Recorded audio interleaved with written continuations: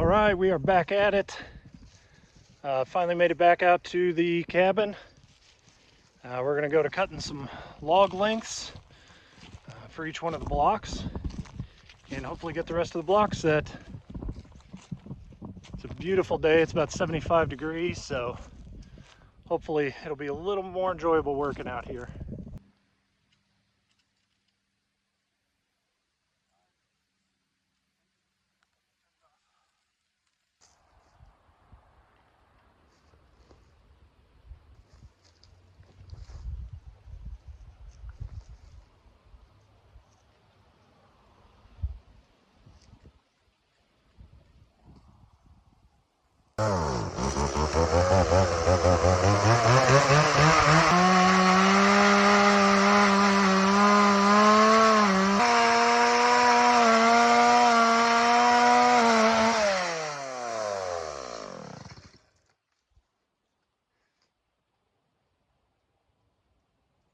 Yeah, we'll see about that.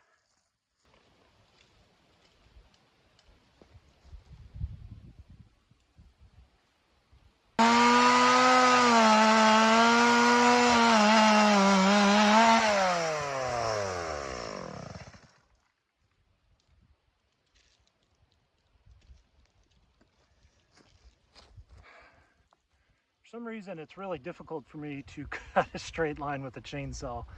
So we're gonna have to get these pretty close, and then we can always do a little shimming if we need.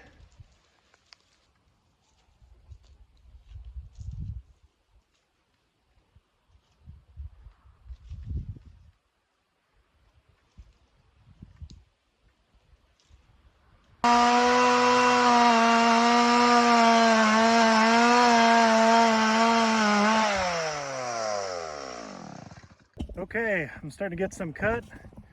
Got a couple there. And then Thomas is charring them. The idea is to just kind of blacken all the, around the edge and both ends. And it's supposedly a way of preserving them. I've seen a lot of cabin guys that will char it and then just sink that post as a foundation. So these are obviously not going to have that much ground contact. They won't have any, but they will be open to the elements. Shouldn't have any. Yeah. I am having a more difficult time than I thought really getting good square cuts, even though I'm using that carpenter square. So some of these might have to be redone, but we're going to give it a first pass and see how we get along.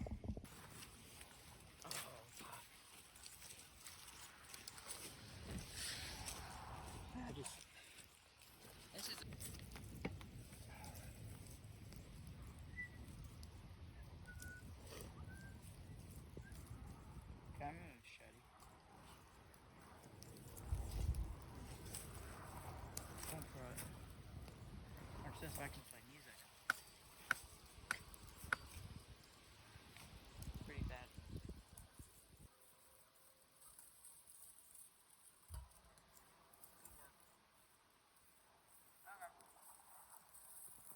I wanted to try and make a bed in the middle so you can put it on one side and flip it over. Well, had a little excitement. Thomas was working on charring the stumps. And we both ran out of water, so I drove over pretty close to where the cabin was, shed, because there's a hydrant over there, and got out and started to get water. Our friendly red horned bull that was always so nosy came up to me and kind of was sniffing at me, and I was trying to shoo him away, and he just kind of kept slowly coming into my body. So I took my left arm and I kind of pushed back against him, which with most cattle, when you put pressure against them, they'll back off. Well, he didn't feel that way. When I started to push harder, he started to push even harder. And so I went to push him off and back away. And I don't know if you can see it, yeah, a little bit. He hooked me with his horn, got my arm pretty good. So I shouted, "Oh shucks," or something like that. And ran off a ways, and then he and I kind of had to play chicken around the vehicle. And meanwhile, he's trying to horn the vehicle. So anyway, I finally got in, and we decided there's another hydrant that's actually, as the crow flies, closer, just a little bit harder to get to. Kind of, you have to get over a fence. But anyway, so I came back, and Thomas and I walked over to that one, just refilled our waters. But yeah, so a little bit of excitement. Feels like it's going to bruise up. It's just scraped a little, but boy, is it tender. So I don't know, we'll see. Just another adventure. Well, we've got the last log on the fire. It's getting charred. In fact, Thomas, you might want to go check on it. Again, the charring is to help preserve it. If I remember right, I think it's a ancient Japanese technique. So I think we are 1, 2. Yeah, so I only have 2 more spots where I already have a block, but we don't have a stump. And then there's still the 5 blocks that I've got to put down. I had the 2 here, and then I've got 3 more in the truck we'll unload. But we're probably going to head out pretty soon. Thomas has a get-together here before too long. But all in all, it's been a good day. We came out, got some logs chopped, cut, got some logs cut, and got all those that we got cut charred. Looking at some of them as they're sitting on the block, the cut was not good. So we're gonna have to figure that out. Might take them home and just put them on the miter saw and get a nice, good 90-degree cut. We want a good base for the skids to sit on. And then looking at how tall some of them are going to have to be, I think I've decided to take some, I'm going to get some L brackets and some Tapcon screws and put L brackets at the bottom of those posts, and then some brackets at the top of them from the post onto the skid, just to make it all, a little more steady. And then I think when I get my cross members in, my 2x4 cross members in for the flooring, I think it'll all be stable enough. And then eventually I'll show you when I get them, but you might know what I'm talking about. It's just a building tie down. It's kind of like a big screw. You screw it down in the ground, and then you bolt it or screw it into the foundation. But before we leave, I wanted to share something with you guys that I've learned, and that is the concept is called a God image, and it's kind of exactly what it sounds like. It's how we envision God. And, I think people envision God in very different ways. I think that's a pretty evident statement. But I've learned recently that our God image is heavily determined by our experience with our parents as authority figures, and especially in our experience with our dads. And so, you can see examples of people that had, well, let's start with absent fathers, whether they were physically absent or they were in the house but they weren't emotionally available, etc. Those people tend to have a picture of God as distant, as kind of, the clockmaker God. They kind of wound the world up and then just let it go. You have people that had fathers that were present but that were maybe abusive. Those people tend to have pretty negative God images, which would make sense. But even when we've had, and this was my experience, I had a good dad. I mean, he wasn't perfect. He had his flaws for sure. But yeah, you know a guy like that. But I've always had a pretty good image of God. But the more time I spent with it and the more times I took it to prayer, I could see that when I envisioned God, I envisioned him with the good parts of my dad, but then the parts that he fell a little bit short. And so, yeah, I just spent a lot of time.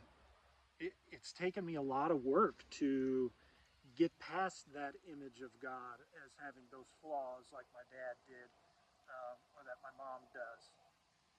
So I just thought that was pretty interesting, and in spending time with that, it's allowed me to envision God more closely in the way that He truly is. I don't know that if we as humans can actually get there to truly understand Him, but we can at least get closer. So do with that what you will. It's just something that's helped me to both, kind of see my parents in a more true light and to see God in a more true light. It's actually allowed me to forgive. Sounds a little bit too extreme, but understand, maybe it's allowed me to understand and truly see my parents and to be able to just accept them for who they are. And it's allowed me to more fully understand God as true Father and how He sees me and how I can rely on Him, because He doesn't actually have any of the flaws that our parents have. So my 2 cents there. Like I said, we're charring the last log now. Actually, Thomas just pulled it off. So we're going to let the fire die down a little bit, and then we're probably going to call it a day. Here's what the charred logs look like. So we put the process, put that laser level on our top block, and then just took measurements all along. And as I said, some of the cuts, let's see if I can get down low enough. See how that's not even close to 90 degrees, Matt. Oh, here, it shows better from this side. So you can see that's not even close to 90 degrees. That's probably closer to 20 degrees than it is to 90, or I guess 70 degrees, however you want to do that math. But so yeah, we just kind of laid the logs in and we roll them over, spin them around, get everything nice and charred, and then we pull them off here. Oh. Yeah, we got to get that end in there. You want me to throw it back in? Yeah. I just didn't want to overchar the outside.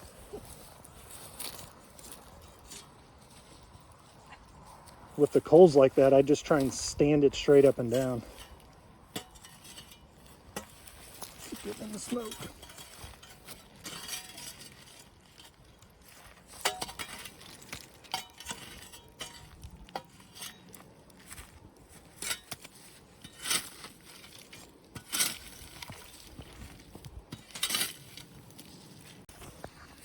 What you got, Bang?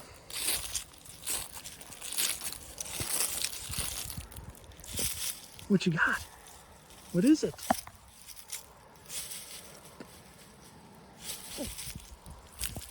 What is it? Get in there and get it.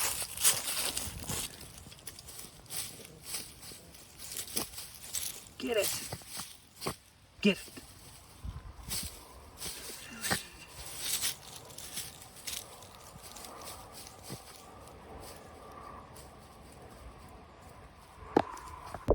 Okay, I just pulled the last 2 stumps off the fire.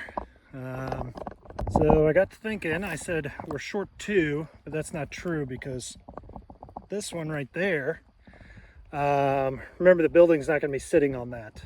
So what that's going to be is probably a double 2x4 up to the roof line to support that roof, because this area is just still going to be grass until one day maybe get a wild hair and put a little deck on it or something. So we've got 1 block there that needs a post, and then the 5 other spots. So there's, I'm bad at this. So there's 1 here and then 1 up there. And then there needs to be 3 more in that row there. So we made some progress today. As always, I would have liked to have made more, but kind of is what it is. So I think I've said it a few times, but I'm going to call it a day now. I got Thomas delivered. He had a 4-H party this afternoon, so check him over there. He's having some fun with his friends, but I had to run back out and grab a few tools and I wanted to give those last 2 logs time to cool down, so they didn't have any sparks or anything fall off of them. We're pretty dry this time of year, pretty dry for this time of year, so it's that time where I need to be pretty cautious. And then the fire as well, it needs to die down just a little bit more. So I'm going to kill some time loading some tools back in the vehicle and let Bingley run around a little bit. But other than that, we're gonna call this one. I don't know if you've noticed, I normally post all my other videos I posted Sunday morning. My option this week was to just post something short like I did last week because I didn't have any footage, or I knew we were going to be able to get out here on today, which is Sunday. So I'm going to head home, watch some football games, edit some video, hopefully have this out tonight. So it is out a little bit later, but hopefully still on Sunday. Oh, and one more thing that I keep forgetting. I want to thank you guys for your prayers. Things have leveled out a little bit for my family and myself. You know, we're not out of the woods with a few things yet, but we're at least heading in a positive direction. So thank you for your prayers. I'll continue to pray for you guys. And God bless, and we'll see you next time.